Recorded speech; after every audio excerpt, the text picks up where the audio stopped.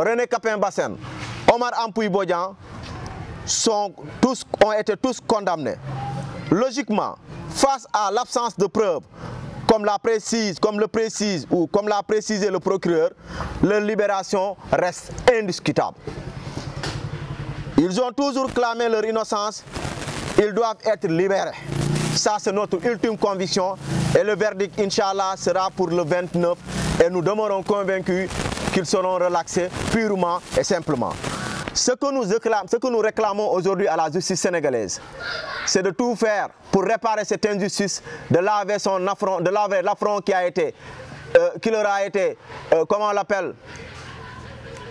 été fait par l'État du Sénégal en notamment signant des accords de paix avec César Atou Badiat. Et l'autre, nous demandons à l'État du Sénégal, aux nouveaux gouvernants ou aux nouvelles autorités de prendre en charge les rescapés de l'affaire dite Boffa Bayotte. Parce que jusque-là, ils ont des séquelles.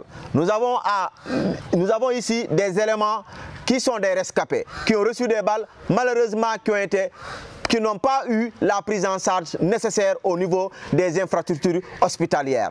Cette personne derrière moi, il a eu un handicap par rapport aux nombreuses balles qu'il a reçues. Mais néanmoins, nous demeurons convaincus qu'Inch'Allah, René Capain Bassène et Omar Ampoui Bodian sortiront et humeront l'ère de la liberté parce que c'est encore des innocents qui sont en prison. Et aujourd'hui, de par la plaidoirie du procureur, nous savons nettement que c'est des accusés, que c'est des innocents qui croupissent toujours en prison et que la justice doit laver cet affront-là qui a été fait, cette erreur. On dit l'erreur est humaine, mais persévérer dans l'erreur devient une bêtise. Et nous pensons que notre justice ne saurait être une bêtisière, elle doit constituer un élément fondamental dans ce que l'on appelle l'équilibre et la stabilité de ce pays-là. Et nous demeurons convaincus, de par ce changement qui a eu lieu au niveau de ce que l'on appelle de la réforme de la justice, au niveau des hautes autorités judiciaires, que toute la lumière sera faite sur cette affaire-là. Mais encore, nous demandons à l'État du Sénégal d'ouvrir une enquête